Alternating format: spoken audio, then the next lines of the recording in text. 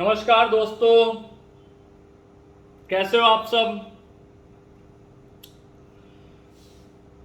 दोस्तों, आज मैं इस विषय को लेकर आया हूं कि आज 14 मई है। आज ही के दिन हमारे भारत देश में एक महान योद्धा का जन्म हुआ था।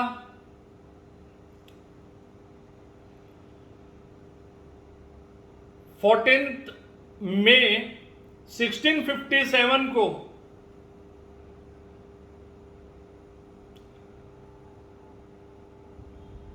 छत्रपति संभाजी महाराज का जन्म हुआ था। दोस्तों,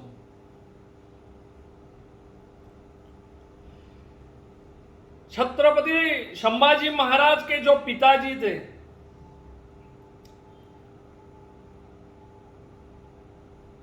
उनका परिचय देना यानी ये हम मनुष्य की इतनी औकात नहीं कि हम उनका परिचय दें, लेकिन मैं एक बात कहना चाहूंगा। उनका परिचय इस प्रकार से है कि काशी की कला जाती, मथुरा मस्जिद होती। काशी की कला जाती, मथुरा मस्जिद होती। शिवाजी ना होते तो सुन्नत होती सबकी।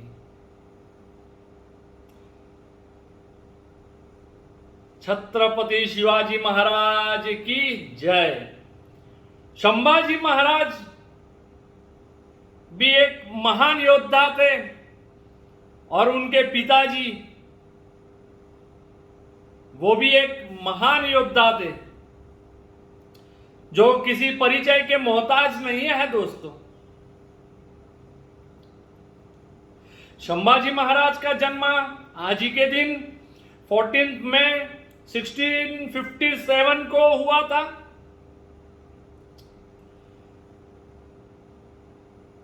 संभाजी महाराज के जन्म के बाद वो बड़े होने लगे और उन्होंने समय जाते जाते उन्होंने उनके पिताजी को, छत्रपति शिवाजी महाराज को उन्होंने देखा था कि उन्होंने किस प्रकार से इतनी सारी युद्ध लड़े, कैसे मुगलों को पीछे हट किया, कैसे मुगलों को हराया।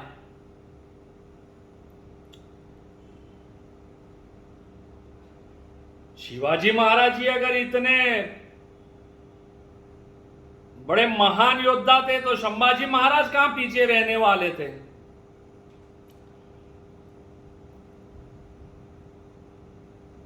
फिर वक्त आया 1680 का।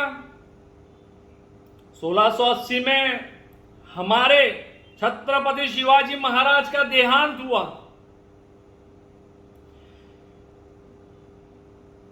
जब देहांत हुआ उस वक्त भी हमारे भारत देश पे, हमारे हिंदू धर्म पे मुगलों का बहुत से उनके कष्ट थे, उनके बहुत जुल्म थे। और ऐसे जुल्म के बीच में छत्रपति संभाजी महाराज को शिवाजी महाराज की गादी संभालनी पड़ी।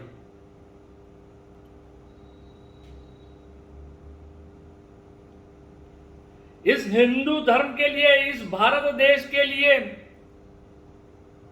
उन्हें शिवाजी महाराज के सिंहासन पर बिठाकर उनका राज्याभिषेक किया गया।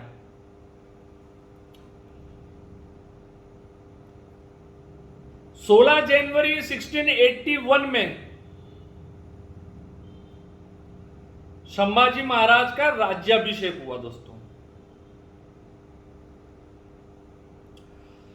16 जनवरी से लेकर के 11 मार्च 1689 तक संभाजी महाराज ने राज किया और इस हिंदू धर्म की, इस भारत देश की रक्षा की। दोस्तों,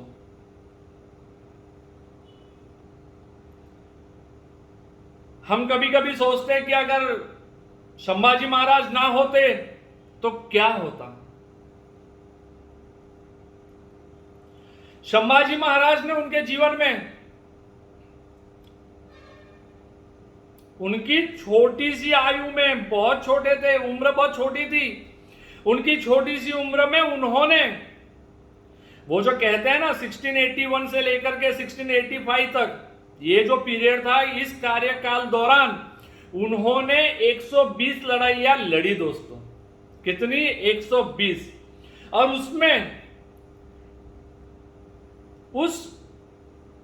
उसमें महानता ऐसी थी कि वो जो 120 लड़ाइयां लड़े ना, वो 120 में से एक भी लड़ाई संभाजी महाराज कभी नहीं हारे।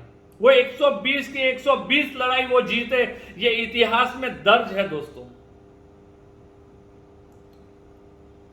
इससे क्या साबित होता है कि वो जो गद्दार मुगल थे,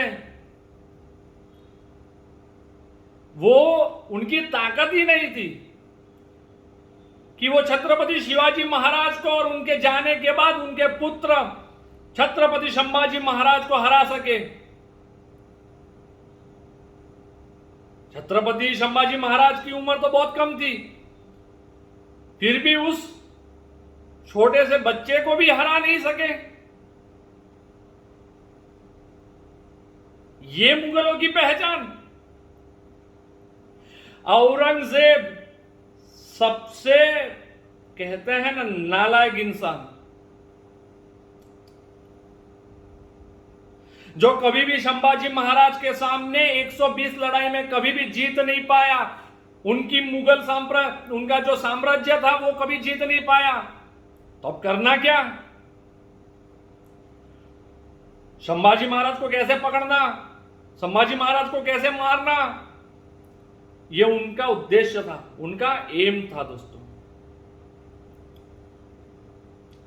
संभाजी महाराज हमारे हिंदू धर्म की अच्छे से रक्षा कर रहे थे।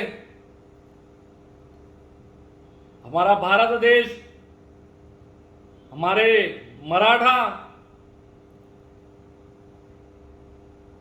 सब सेफ थे तब। लेकिन कहते हैं ना दोस्तों कि हमारे ही कुछ लोग होते हैं, हमारे ही कुछ लोग, जिनके लिए हम ये कह सकते हैं जिस थाली में खाया उसी में छेद किया। कुछ ऐसे बेईमान लोग भी होते हैं दोस्तों। हमारे में से ही एक ऐसा बेईमान था जो कुछ लालच में आकर के औरंगजेब के साथ जाके मिल बैठा। औरंगजेब ढूंढ रहा था कि संभाजी महाराज को कैसे पकड़ा जाए, उन्हें कैसे मारा जाए। हम सीधे तौर पे तो लड़ाई उनके सामने जीत नहीं पा रहे, तो ऐसा तो क्या करें। दोस्तों मैं उस व्यक्ति का नाम यहां नहीं लूंगा। मुझे कोई किसी की बदनामी कहो या कुछ भी कहो, मैं सिर्फ इतना कहूंगा कि जो व्यक्ति था वो व्यक्ति हमारे संभाजी महाराज का कमांडर था। वो जाकर के औरंगजेब के साथ मिल बैठा।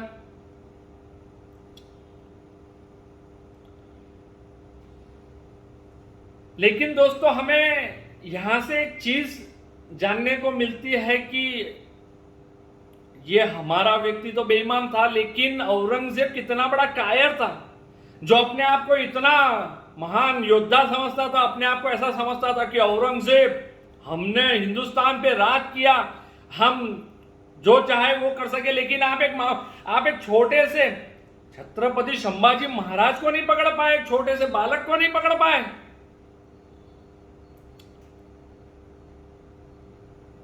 जो आपके सामने तो एक बच्चा ही है,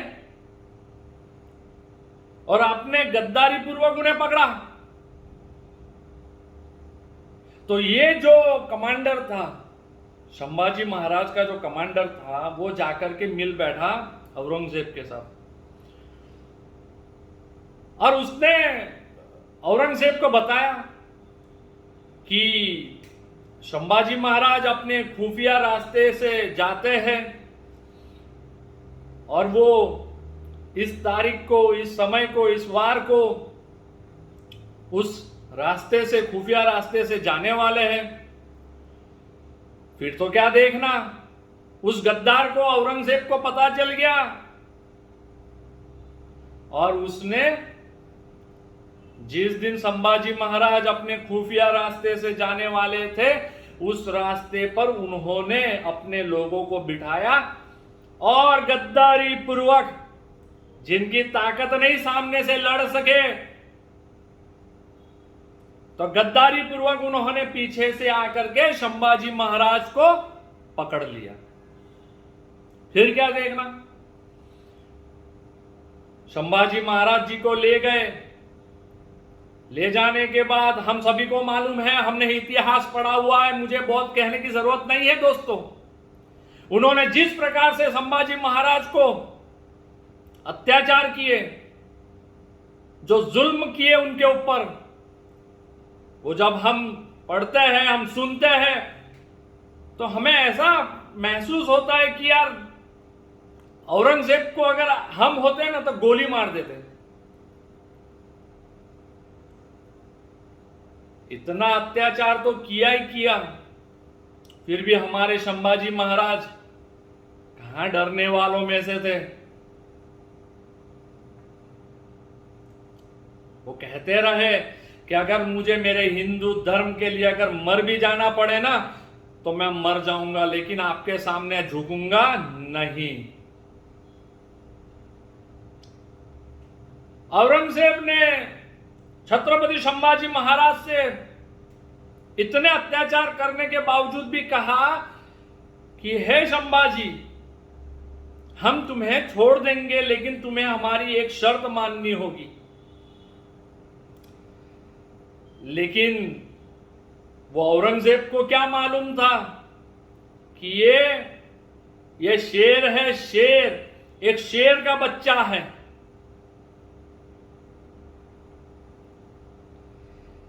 औरंगजेब ने संभाजी महाराज से कहा कि हम तुम्हें बख्श देंगे, हम तुम्हें छोड़ देंगे, हम तुम्हें जीवन दान देंगे, लेकिन तुम्हें हमारा इस्लाम कबूल करना होगा। दोस्तों,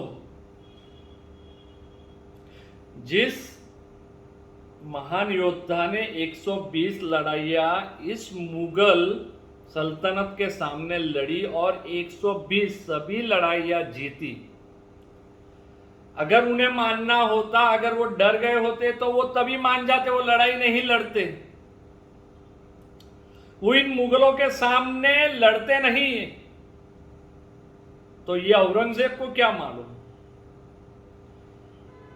हमारे संभाजी महाराज ने कहा कि अगर तुम मुझे अभी मार भी दो ना, मैं मरने के लिए तैयार हूं इस भारत देश के लिए, इस हिंदू धर्म के लिए, लेकिन मैं इस्लाम कबूल नहीं करूंगा। और फिर क्या देखना, ये सुनते ही साथ औरंगजेब ने उनके सिपाहियों को, उनके लोगों से कहा कि ले जाओ और इन्हें मार दो।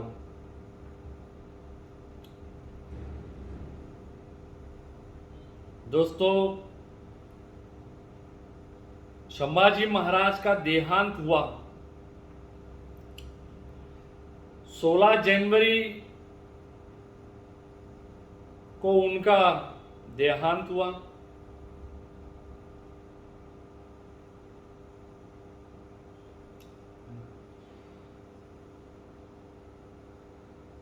और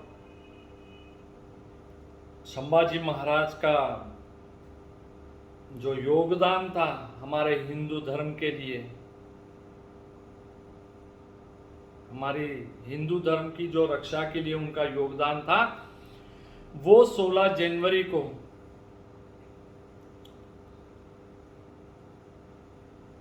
सॉरी 16 जनवरी नहीं, उनकी मृत्यु हुई 11 मार्च 1689, सॉरी दोस्तों। और उन्हें 11 मार्च 1689 को मार दिया गया दोस्तों।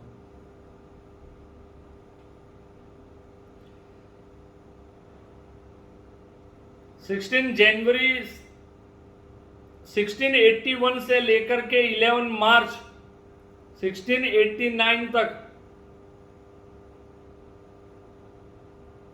उनका कार्यकाल रहा। उन्होंने मुगलों के सामने लड़ाइयां लड़ी, हिंदू धर्म की रक्षा की। आज उसी महान योद्धा की जन्म जयंती है दोस्तों। मैं आज के युवाओं से कहना चाहूंगा, आज के भारत देश के हमारे युवा दोस्तों से कहना चाहूंगा कि दोस्तों,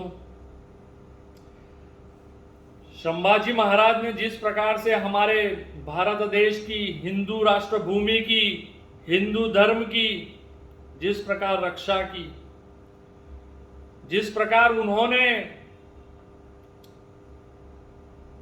अपने प्राणों की आहुति दी,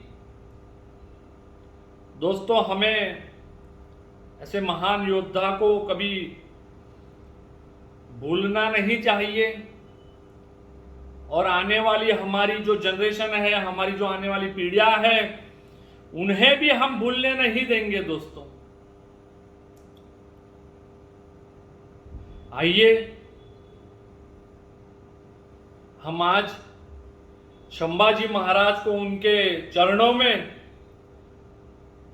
वंदन करते हैं, नमन करते हैं दोस्तों। छत्रपति शिवाजी महाराज की जय।